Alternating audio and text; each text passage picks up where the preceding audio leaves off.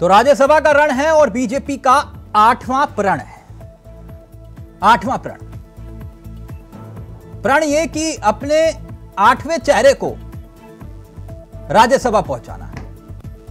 लड़ाई बेहद दिलचस्प हो चली है और सियासत के इस खेल में आंकड़ों की बाजीगरी देखी जा रही है। अब इस बहाने उत्तर प्रदेश में सियासी घमासान होगा और लोकसभा चुनाव से ठीक पहले का यह चुनाव प्रत्याशियों के मनोबल की परीक्षा होगी और इसके साथ साथ सपा और बीजेपी दोनों के कार्यकर्ताओं को एक सियासी संदेश भी जाएगा। Management power. बीजेपी ने 8वें कैंडिडेट को उतारकर यह साफ कर दिया है कि वो जीतने के लिए अंतरात्मा की आवाज लगाएगी। संजय सेठ का नामांकन करवाकर अखिलेश यादव को क्या बीजेपी ने फंसा दिया, या यूं कहें कि यूपी में एक बार फिर से सपा और बीजेपी दोनों में सियासी खेला होगा। लेकिन वो खेला क्या होगा बताएंगे आपको अंदर की खबर। लेकिन पहले इस रिपोर्ट पर गौर फरमाएं और फिर सीधा रुख करेंगे अपने मेहमानों की तरफ।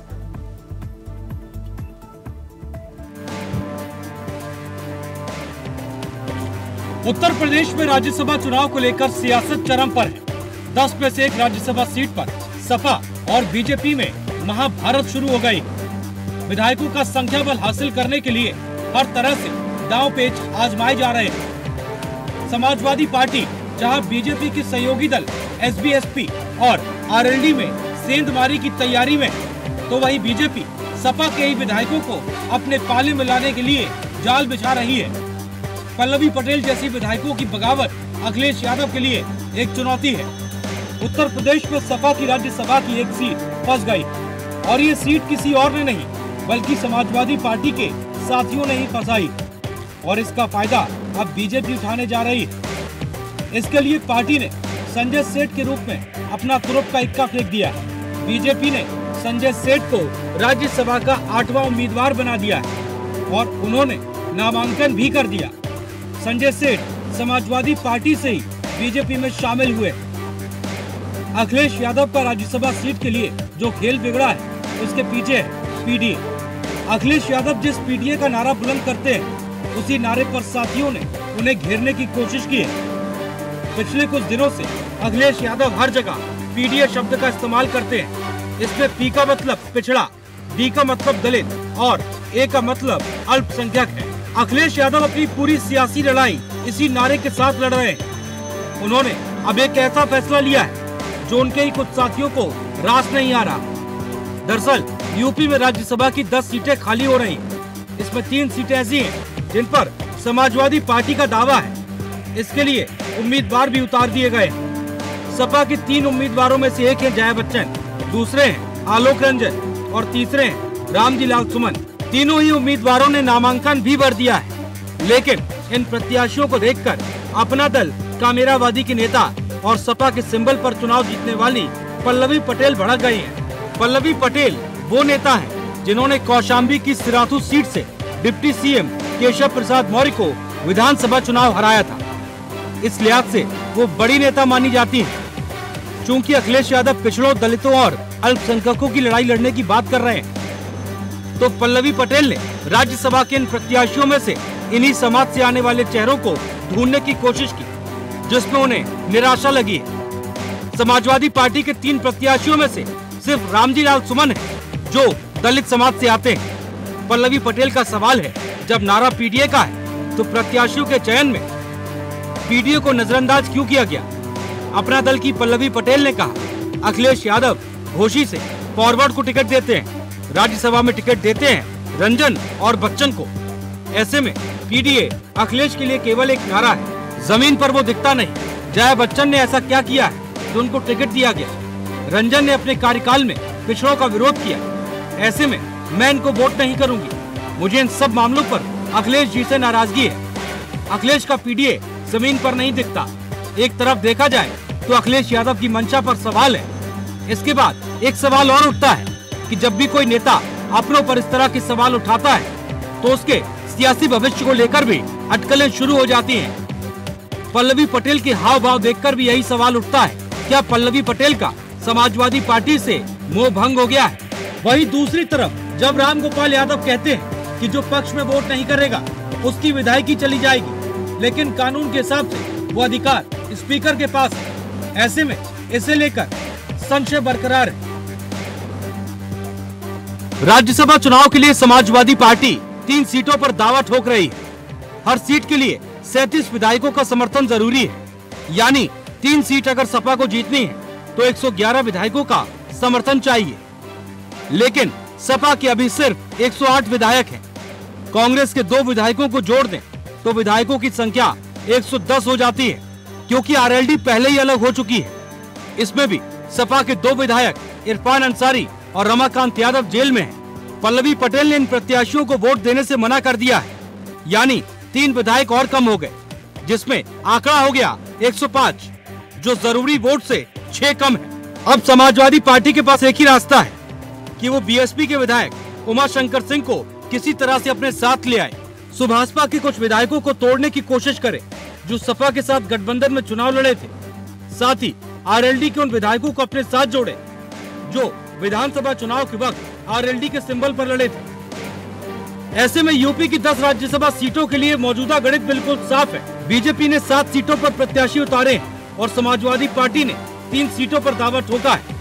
लेकिन ताजा सियासी हालात को देखकर बीजेपी ने संजय सेठ को 8वें प्रत्याशी के तौर पर उतार दिया है। अब स्वामी प्रसाद मौर्य भी समाजवादी पार्टी के भीतर असहज महसूस करने लगे हैं। उन्होंने भी पीडीए के मुद्दे पर अखिलेश यादव को घेरा है। उन्होंने कहा वो पीडीए को जोड़ना चाहते थे, लेकिन पार्टी तैयार नहीं थी। दूसरी तरफ स्वामी प्रसाद मौर्य उखड़े हैं। भले ही वो विधानसभा के सदस्य नहीं है, लेकिन समाजवादी पार्टी के कुछ ऐसे विधायक जरूर हैं जो स्वामी प्रसाद मौर्य की लीडरशिप में ही चलते हैं। ऐसे में अगर राज्यसभा चुनाव से पहले स्वामी प्रसाद मौर्य ने कुछ बड़ा फैसला ले लिया तो निश्चित तौर पर समाजवादी पार्टी की तीसरी सीट मुश्किल में फंस जाएगी। वहीं दूसरी तरफ विरोधी दलों के विधायकों को तोड़ पाना बीजेपी के लिए एक बड़ा चैलेंज भी है। Bureau report, India voice.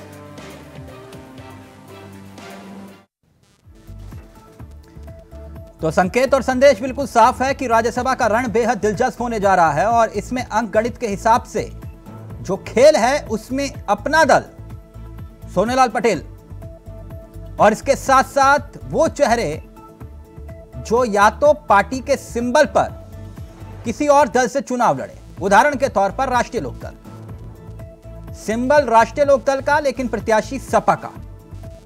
अब वो किसके पाले में जाएंगे यह भी एक सवाल है, और सवाल यह भी कि आखिरकार अंकगणित के हिसाब से बीजेपी ये जानती है कि उसके पास नंबर नहीं है, लेकिन फिर भी संजय सेठ को मैदान में उतारकर क्या सियासी संदेश दिया क्या, और क्या वाकई पूरा का पूरा खेल उलझ चुका है या फिर बीजेपी उसे सुलझा चुकी है। सीधा रुख कर रहे हैं अपने मेहमानों की तरफ। आपको बता दें आज हमारे साथ जो मेहमान जुड़ रहे हैं ये चारों मेहमान आपकी स्क्रीन पर आ चुके हैं। हमारे साथ मुन्ना खान जुड़े हुए हैं, कांग्रेस के चेहरे हैं। जितेंद्र वर्मा जी जुड़ गए हैं, समाजवादी पार्टी के चेहरे हैं। चंद्रभूषण जी जुड़ गए हैं, बीजेपी के चेहरे हैं। और हमारे साथ हमारे सहयोगी अनिल पाठक इस कार्यक्रम का हिस्सा है। मैं राजनीतिक हस्तियों के पास जाऊं, पहले जरा अंदर की खबर बताइए अनिल जी। बाकी सब तो हवाओं में तैर रहा है, मामला अंदर का बताइए, अंदर की खबर क्या है आपके पास? अंदर की खबर यह है तिलक जी, राज्यसभा चुनाव को लेकर के समाजवादी पार्टी और भाजपा में सेंधमारी चल रही है।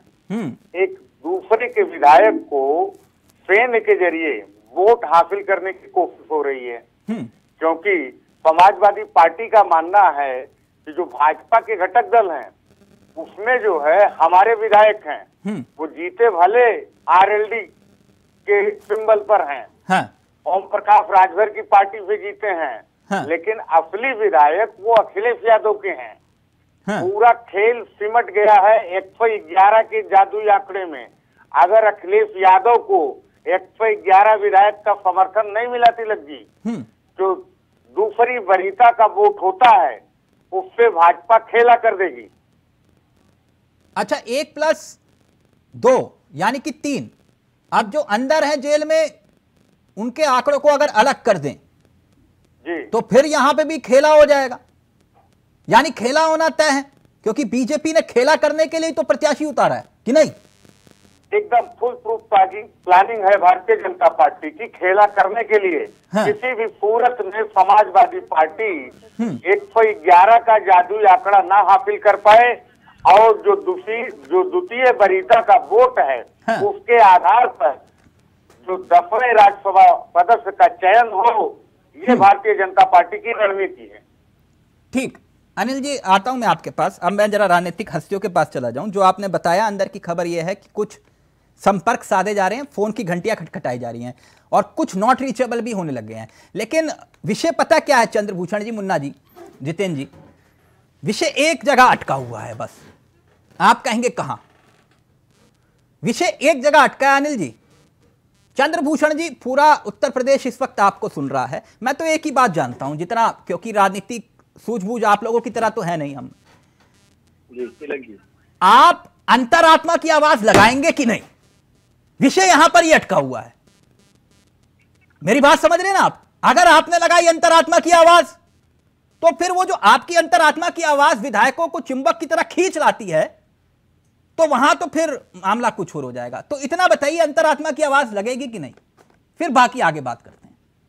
देखिए, जिस तरह की बातचीत और जिस तरह का पार्टी द्वारा प्रत्याशी उतारा गया है, हाँ, और देखिए हर विधायक की अपनी एक स्वतंत्र सोच होती है। ठीक, वो जनता का प्रतिनिधित्व होता है और उसकी अंतरात्मा अपने अनुसार कार्य करती है।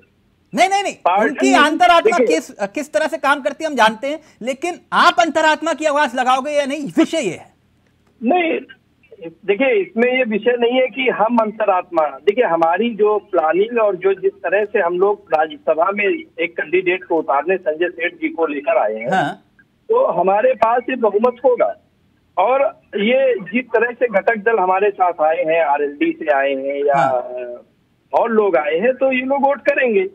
और जिस तरह से पाठक जी ने भी बताया कि दूसरी वरीयता का वोट प्राप्त नहीं, फिर भी आपके पास 9 से 11 वोट कम है। अनिल जी बता रहे थे, मुझे कह रहे थे कि इनके पास 9 से 11, वो 11 कहां से लाओगे ये बताओ। देखिए आपने एक बात कही, अंतरात्मा, हाँ, कोई भी विधायक स्वतंत्र है, वो वोट कर सकता है। और मैं इस समय ये नहीं कहना चाहता किसी तरह से कि पार्टी का प्रत्याशी जीतेगा और समाजवादी पार्टी ने गलत प्रत्याशी, देखिए जब आपके पास आपके सहयोगी थे नहीं, वो लोग बाहर हो गए और उनके अनुसार नहीं, तो आप विधायक कैसे आपके पास पूर्ण विधायक है? अच्छा। आप दूसरों के कंधे पर बंदूक रखकर चलाने की कोशिश कर रहे हैं। आपके पास नंबर थे और नारा नहीं, हमारे पास देखिए हमने समर्थित एक कैंडिडेट दिया है। नहीं, हमारे पास सर संजय सेठ जी, आप देखिए सर, संजय सेठ जी व्यक्तिगत रूप से मसला है ना, आप ही समझ रहे हो। और जितेंद्र जी तो वैसे ही समझते हैं, उनके पुराने मुलायम सिंह यादव जी के सबसे करीबी कोषाध्यक्ष, खजाने की चाबी उनके पास हुआ करती, तो फिर नहीं, तो खजाने की चाबी उनके पास थी। अब हमारी पार्टी में है और सम्मानित नेता है और उन्होंने राज्यसभा के लिए नामांकन किया, तो वो जीतेंगे। नहीं, वो तो जीतेंगे, आप ही कह रहे हो नंबर नहीं है ना आपके पास, मैं ये पूछ रहा हूँ। नहीं, नंबर मैंने कहा समाजवादी पार्टी के पास भी नंबर नहीं है। हाँ, आप ये बताइए, रलोद से या पल्लवी पटेल, अपना दल और इस तरह के जो विधायक हैं जो समाजवादी पार्टी, तो वो लोग क्या इनको वोट दे रहे हैं क्या? जब इनके पास इन लोगों का भी नहीं, फिर भी आपको 11 वोट चाहिए, 9 से 11 वोट चाहिए। मैं वो आंकड़ा पूछ रहा था। मैं आपको ये कह रहा हूँ, इनके पास भी तो वोट नहीं है। अच्छा, इनके पास भी नहीं है, कैसे कह सकते हैं? हाँ, ओके, मैं समझ गया आपकी बात। चंद्रभूषण ही समझ गया। एक मिनट जितेंद्र जी, जब इनके सहयोगी इनके साथ नहीं है, तो इनके पास वोट कहाँ पे है? हाँ, एक मिनट जितेंद्र जी, वो ये कुल मिलाकर कह रहे हैं, चंद्रभूषण जी कह रहे हैं कि अंतरात्मा की आवाज तो हम लगाएंगे, बाकी अब कैसे आप रोक पाओगे वो आपके ऊपर है, लेकिन अंतरात्मा की आवाज इनकी जो है जोर से लगेगी, ये भी तय है। जितनी बात मैं समझ पाया चंद्रभूषण जी, चुनाव के परिणाम के बाद अंतर बचेगा और आत्मा उड़ जाएगी, क्योंकि इनके पास नंबर बहुत ज्यादा कम है और समाजवादी पार्टी के पास 108 वो देखने के हैं। समाजवादी पार्टी के पास जिताने के लिए 111 चाहिए और हमारे पास 116 नंबर है। ठीक, यानी जिताने के बाद भी 5 हमारे पास और एक्स्ट्रा है। अच्छा, तो इस भारतीय जनता पार्टी मुगालते बना रहे, हाँ। उन्होंने 8वां कैंडिडेट खड़ा किया तो वो जिता लेंगे। बहुत बुरी तरीके से हारने जा रहे हैं। दरअसल ये लोग संजय सेठ को चुनाव लड़ाना नहीं चाहते थे, लेकिन ये है कि उनका मन रखने के लिए कि हाँ तुम अपना देखो, तुमको हम खड़ा कर दे रहे हैं। हाँ। केवल हास्यास्पद है। तो आपको ये लग रहा है कि बीजेपी हारने के लिए संजय सेठ जी को उतारा है? बिल्कुल, उनके साथ भद्दा मजाक हुआ है सर। अच्छा अच्छा, उनके साथ संजय सेठ के साथ भद्दा मजाक हुआ है। हाँ। और ये पल्लवी पटेल किससे मजाक कर रही हैं आजकल? वो है किससे मजाक कर रही हैं वो पल्लवी जी? कोई मजाक नहीं है, तो लोकतंत्र है। जो कह कम रही से है कम वो पार्टी बात में क्या हमारे है? नेता खुल के बात तो रखते हैं। हाँ हाँ, जैसे स्वामी जी रख रहे हैं, बिल्कुल सही कह रहे हो आप। स्वामी जी भी रख रहे हैं। हाँ। और पटेल जी भी रख रही है। वो समाजवादी पार्टी का अंदरूनी मामला है, उसका समाधान हम लोग निकाल लेंगे। अच्छा, पार्टी में जूतम पजार आप कह रहे हो लोकतंत्र है ये? कोई जूतम पजार आपने देखा नहीं था? त्रिपाठी जी ने 200 जूता ठाकुर साहब को मारा था। हाँ हाँ, सांसद विधायक हाँ। दे जूता दे जूता दे जूता। अब ये कह रहे हैं चंद्रभूषण जी आपके सामने कह रहे हैं कि हम अंतरात्मा की आवाज लगाएंगे, कैसे रोकोगे? विधानसभा का चुनाव ये लोग परिवार की लड़ाई में हारे थे, और लोकसभा का चुनाव ये लोग पार्टी की लड़ाई में हारेंगे। आप बता रहे हो तिलक जी, याद नहीं है क्या भारतीय जनता पार्टी को अनुशासन और पार्टी की लड़ाई आने वाले दिनों में किसको करना चाहिए? सड़क पर आने अनुशासन वाली है। किसको बनाए रखना चाहिए? अरे पार्टी में लोकतंत्र है, इनके यहाँ जूतों का लोकतंत्र है, हमारे यहाँ बातों का लोकतंत्र है।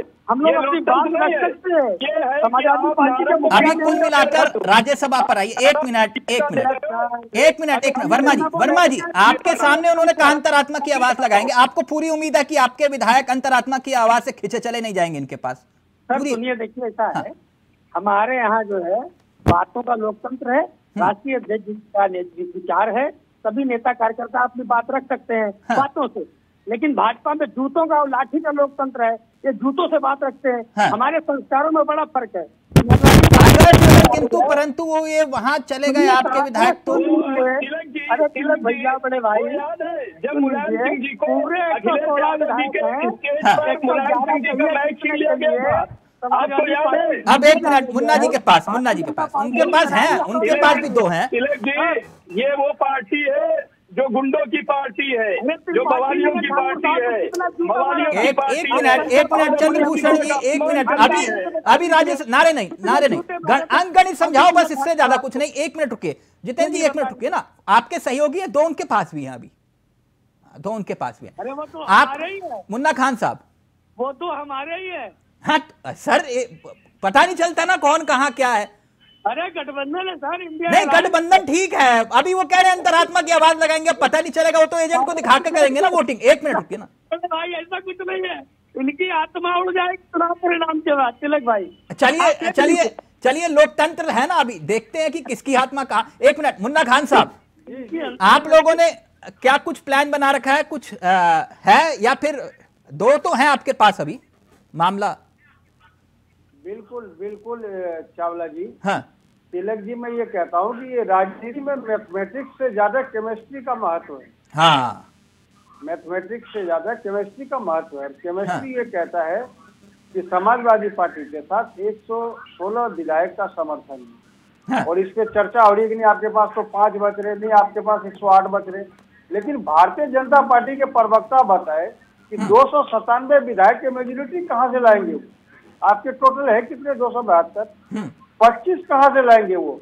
और 25 लाने में कितनी खरीद फरोख्त होगी, कितने दलों, कितने नेताओं को तोड़ा जाएगा, ये भी पैसे कहाँ से आएंगे ये बताए। तो भारतीय जनता पार्टी की चोरी जो है वो छिप करके चोरी चकारी हो रही है, लेकिन वो खुल नहीं रहे बात कि आप 25 कहाँ से लाओगे। लेकिन दो अगर भारत विधायक जो देखने में कम इनके अनुमान से हो रहा है, हम लोगों के अनुमान से तो 116 है पक्का। हाँ। लेकिन ये कहाँ से लाएंगे 25? ये 257। अच्छा मुन्ना जी एक बात बताओ, मैं आप ही की बात कह रहा हूँ, आप ही की बात, आप बहुत समझदार प्रवक्ता हैं।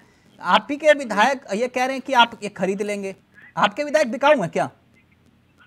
नहीं बिकाऊ हाँ, बिकाऊ नहीं है ना, तो फिर टेंशन क्यों ले रहे हो? कह रहा हूँ टेंशन नहीं ले रहा, आप समझे नहीं। कोई अगर हमारे घर में चोरी नहीं किया हो, लेकिन हम चोर को तो चोर बोलेंगे ना भाई। अच्छा, हिंदुस्तान है, कौन यहाँ पढ़ाने वाले को टीचर बोलते हैं, अपने विधायक वाले आपके नेताओं को समाजवादी पार्टी के लोग उठा के लेकर जा रहे हैं। आप क्या बात कर रहे हो? 2 लोग हैं, उनका भी आपको पता नहीं है कि वो 2 लोग कौन है और 2 लोग वोट डालेंगे या नहीं डालेंगे। ये अपनी बात नहीं बताएंगे। आपको 2 लोगों पर भरोसा नहीं है, आप समाजवादी पार्टी की बात कर रहे हो। कहाँ से आएंगे? जो इनके 8 जो इनका मेंबर है वो राज्यसभा पहुंच जाए, तो अपनी बातों पे ये कोई सवाल जवाब नहीं देंगे। लेकिन समाजवादी पार्टी गुंडी है, गुंडाई है। अरे सबसे बड़ा गुंडा तो तुम पाल रखे हो ब्रिजमोहन बृजभूषण शरण सिंह, वो जो गुंडा इतिहास रचा है पूरे हिंदुस्तान में, शर्म आनी चाहिए बात करते हुए गुंडे, ये गुंडा। नहीं मुन्ना साहब, एक मिनट रुकिए ना, एक मिनट रुकिए। चंद्रभूषण, विषय कुछ और है, विषय राज्यसभा है, आप उस पर रहिए। जिस दिन अखिलेश यादव बोलेंगे बृजभूषण गुंडे जैसे आपने शब्द इस्तेमाल किया, उस दिन मानेंगे कि मसला कुछ और है। जिस दिन अभी तक अखिलेश यादव नहीं बोले हैं, समझिएगा इस बात को, अखिलेश यादव जी बोलेंगे, विपक्ष के सबसे बड़े चेहरे हैं, कि बृजभूषण जो है गुंडाई कर रहे हैं, उस दिन मुन्ना खान साहब आपकी बात पर मोहर लगेगी सर्टिफिकेट के साथ। लेकिन एक बात, जो बात अनिल जी, मुन्ना साहब कह रहे हैं नहीं हम लोग 116 हमारे पक्के, ये अंक गणित समझाओ। और चंद्रभूषण जी भी कह रहे हैं कि भैया अब कच्ची गोलियां तो बीजेपी ने खेली नहीं, कुछ सोच समझ कर ही उतारा होगा संजय सेठ जी को। जितेंद्र जी कह रहे हैं कि नहीं उनको खुश करने के लिए उतारा है। देखिए तिलक जी, ये बड़ा टेक्निकल चुनाव है। हाँ। इसमें पार्टियां व्हिप जी जारी करेंगी। ये विधान परिषद का नहीं है, ये राज्यसभा का चुनाव है। जो दल के लोग हैं वहां पर दिखा करके वोट देने की व्यवस्था है। नहीं, विधायकी नहीं जाएगी उसमें मुन्ना खान साहब, ये तो कंफर्म है ना, विधायकी नहीं जाएगी। वो कह रहे हैं कि विधायकी चली जाएगी, लेकिन टेक्निकल जहां तक विधायकी वाला मसला भी ऐसा नहीं खतरे में है खान साहब। तिलक जी आप बहुत समझदार एंकर हो, मैं जानता हूँ इस बात को। मैं पहले भी कहा कि मैथमेटिक्स से ज्यादा केमिस्ट्री का मसला है राजीव। हाँ। और केमिस्ट्री ये कहता है कि भारतीय जनता पार्टी जो 8वां कैंडिडेट खड़ा किया है उसके साथ बहुत ही भद्दा मजाक किया गया।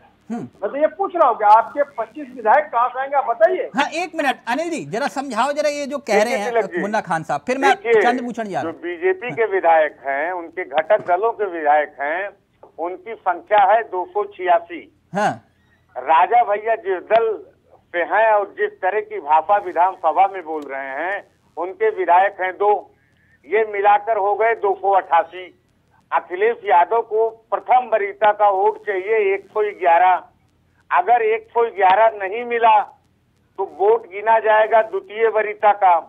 द्वितीय वरीयता में भाजपा के पास विधायकों की संख्या ज्यादा है, तो ऐसी स्थिति में कुछ बड़ा खेल हो सकता है। अब रही बात अखिलेश यादव की, तो इनके 2 विधायक जेल में हैं, इरफान सोलंकी और रमाकांत यादव। अब ये भी एक टेक्निकल मामला है, अदालत जब अनुमति देगी हाँ। तब वो आएंगे यहाँ वोट डालने। बसपा का एक विधायक है, वो इंडिया गठबंधन में है नहीं। अब इसमें बहन जी क्या निर्णय लेती हैं। और लेकिन ये जितेंद्र जी तो 116 लगाकर बैठे हुए, मैं वो 116 समझना चाह रहा था। 116 तो इस हिसाब से तो कम हुआ खेला। देखिए तिलक जी, हाँ। ये 99 की गणित में समाजवादी पार्टी उलझ गई है। हाँ। ये 99 100 कैसे होगा? 100 कैसे होगा? नहीं जितेंद्र जी कुछ कहना चाह रहे हैं। जितेंद्र जी बहुत काबिल प्रवक्ता हैं, बोलिए जितेंद्र जी, कुछ सोच के ही कह रहे होंगे ये भी। हाँ जितेंद्र जी का ऑडियो प्लीज। 116 पूरे हैं और हाँ। 116 पूरे ही पड़ेंगे। आप देखिएगा जब परिणाम आएगा तो ये कह रहे हैं अंतरात्मा की आवाज। हाँ। तो इतने अंतर से हारेंगे चुनाव। नहीं अनिल जी कह रहे हैं वो आपके 2 तो जेल में है, और वो कई सिंबल जो है वो अखिलेश यादव जी ने भले ही वहां आरएलडी वाले जो मसला है जो बता रहे थे कि प्रत्याशी आपका और वो सिंबल उनका, कह रहे हैं वो भी गारंटी नहीं है।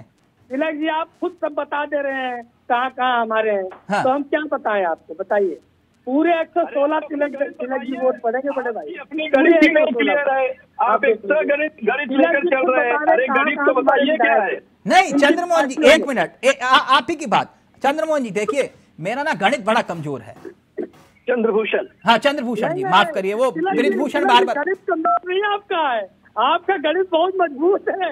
आप सारी सच्चाई जान भी रहे हैं, ये मुस्कान सब बता रही है। नहीं जितेंद्र जी एक देखिए, ये जीत की मुस्कान है, तिलक भाई हार की नहीं है।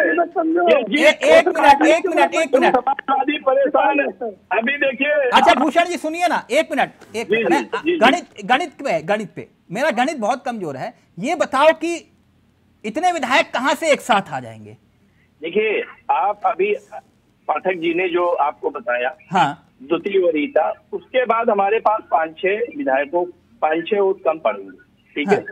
और जो अभी हमारी विचारधारा को समझते हुए, जैसे सबका साथ सबका विकास, सब, अभी ये बात मैं बोलना नहीं चाहता। नहीं मतलब मैं जान रहा हूँ वो तो नहीं। हाँ मतलब विचारधारा वाली बात।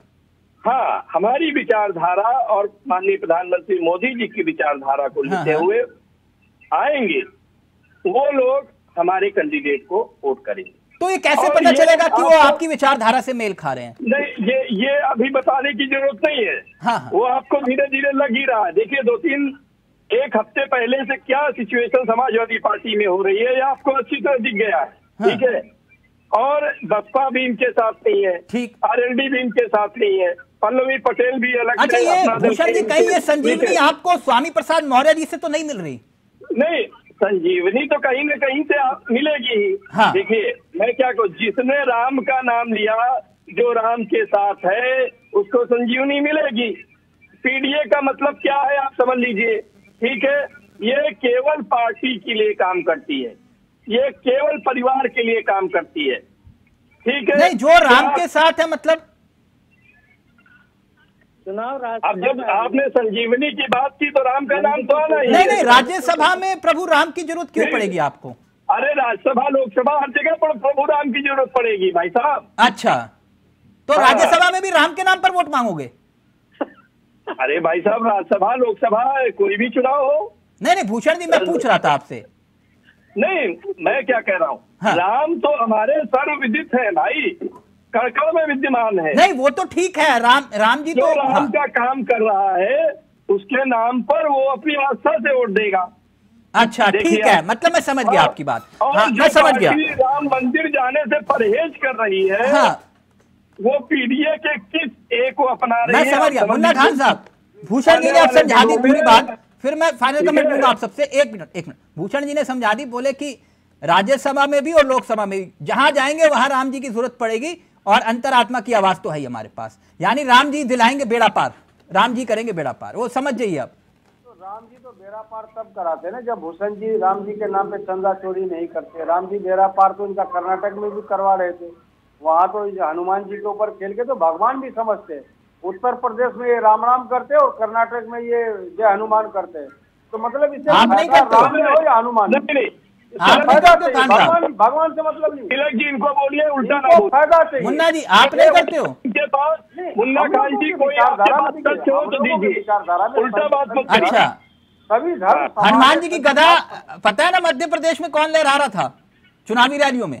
नहीं, वो तो इनके सवाल का जवाब था। नहीं, मैं तो आपसे पूछ रहा हूँ, आप कह रहे हो ना ये राम के नाम पर वोट मांगते, तो वो क्या कर रहे थे आप? बिल्कुल बिल्कुल, क्योंकि गदा लहरा रहे थे हवा में मध्य प्रदेश में, बिल्कुल। हम और वो बाबा जी के चरण में जाके बोल रहे थे पर्ची मेरे नाम की निकलवाना इस बार मुख्यमंत्री की, और वहां से कह रहे थे अखिलेश वखिलेश कौन है, और फिर उसी के बाद तो पूरा बवाल हुआ। जितेंद्र जी क्यों नाराज हुए आपसे? इसी वजह से ना, उन्होंने ही तो कहा था अखिलेश वखिलेश। वो साल दूसरा था, ये साल दूसरा है। हाँ, ये साल दूसरा है। ठीक, आप बहुत जो बढ़िया। राम के नाम पे करेंगे तो राम का दूसरे ही दिखेंगे। राम के काम को तमाम करेंगे। ठीक है, क्योंकि राम जी समझ चुके भारतीय जनता पार्टी के लोगों को। ठीक। उत्तर प्रदेश में अच्छा, राम ये राम और जितेंद्र कर्नाटक जी में एक मसला, फिर मैं अनिल जी का फाइनल कमेंट ले रहा हूँ 10 सेकंड। जितेंद्र जी एक बात, वो जो रामगोपाल यादव जी कह रहे हैं, छोड़ दीजिए अभी जो स्वामी प्रसाद मौर्य जी ने, क्योंकि बताइए अब तक तो मसला कुछ और, वो इस तरह से चाचाओं को निशाने पर ले रहे हैं, वो ठीक, चलिए वो आप लोगों के घर का मामला है, निपटी आपस में। लेकिन पल्लवी पटेल जी को कहा जा रहा है कि भैया तुम्हारी विधायकी चली जाएगी अगर क्रॉस वोटिंग की तो विधायकी कैसे जाएगी? देखिए, पार्टी में कोई तोड़ फोड़ नहीं होने जा रही है। हाँ, और न कोई भारतीय जनता पार्टी तोड़ फोड़ कर पाए। हाँ, पल्लवी पटेल जी भी समाजवादी पार्टी के प्रत्याशी को ही वोट देंगी। हाँ। तो जो भी बातचीत उनसे होनी थी सारी बातचीत हो गई है। नहीं, वो बच्चन और रंजन जो बात कह रही थी वो, अरे कोई पॉलिटिकल बात आई होगी तो कह दिया होगा, लेकिन परिवार में ऐसा कुछ भी नहीं है। हमारे लोकतंत्र है, उन्होंने अपनी बात कह दी, आई गई बात हो गई। ऐसा कोई विरोधाभास जैसी स्थिति नहीं है तिलक जी। जब वोट पड़ने की बारी आएगी तो सब वोट समाजवादी पार्टी को ही देंगे। हाँ। हमारे वो परिवार के सदस्य हैं, पल्लवी पटेल जी, स्वामी प्रसाद मौर्य जी परिवार के सदस्य की तरह हैं, और बातचीत भी हो गई है, ऐसी कोई बात है नहीं। चलिए अब अंदर की खबर लीजिए, अब अंदर की खबर अनिल जी देंगे चलते चलते। अनिल जी, ये परिवार वाला जो मसला है, एक मिनट, जो परिवार वाला जितेंद्र जी इशारा दे रहे थे, परिवार तो कहीं और भी मिल सकता है, मेरी बात समझ रहे हैं ना? जी हाँ, परिवार तो कहीं और भी मिल सकता है, और परिवार अगर मिल गया तो पूर्वांचल की सियासत में एक और पैगाम देने की कोशिश बीजेपी करेगी कि देखिए परिवार मिल गया। और जितेंद्र जी परिवार मिलने का संकेत दे रहे हैं, समझ रहे हैं ना अनिल जी आप? एकदम समझ रहे हैं। हर स्तर पे, हाँ, हर हथकंडा अपनाया जा रहा है इस चुनाव में। अच्छा, परिवार वाली थ्योरी बताओ ना जल्दी से फिर। परिवार वाली थ्योरी, हाँ, पल्लवी पटेल, अनुप्रिया पटेल, एक बड़ा खेला होने की पूरी संभावना है। अगर दोनों बहनें मिल गई, पल्लवी पटेल, अनुप्रिया पटेल, हाँ। तो फिर एक भूचाल आ जाएगा उत्तर प्रदेश की सियासत में। उसमें पूर्वांचल से लेकर के हाँ। इधर बुंदेलखंड की कई सीटें प्रभावित हो जाएंगी। इस तरह की आशंका, यानी ये मसला सिर्फ राज्यसभा तक सीमित नहीं है, राइट? एकदम सही कह रहे हैं तिलक जी। इसके बहुत दूरगामी परिणाम होने जा रहे हैं इस राज्यसभा चुनाव के। ठीक। अभी ये एकदम हल्का लग रहा है, हाँ। लेकिन इसकी चोट इतनी गहरी होगी हाँ। कि उसके जख्म जो हैं हाँ। 2024 के लोकसभा चुनाव में भी नजर आएंगे। ठीक, इसका असर सीधा मनोबल पर पड़ेगा, को भी कार्यकर्ताओं के। राज्यसभा भले ही तीसरा प्रत्याशी कोई भी सपा ले जाए या बीजेपी, उनके कार्यकर्ताओं के मनोबल पर असर पड़ेगा कि देखिए ये खेला। Thank you so much Bhushan ji, आपका भी अंतरात्मा की आवाज आपने कहा लगाएंगे आप। और खान साहब 2 हैं आपके पास, ध्यान रखिएगा। और जितेंद्र जी 116 आपने आंकड़ा बताया, 116। Thank you so much. Anil ji ने बताया कि दोनों बहनें अगर मिल गई तो पूर्वांचल में खेल होगा। थैंक यू सो मच, बहुत बहुत शुक्रिया। अभी यानी पिक्चर बाकी है, अभी देखिए राज्यसभा के रण में होता है क्या। लेकिन इतना जरूर है कि बीजेपी ने गेम फंसा दिया। नमस्कार, जय हिंद, जय भारत।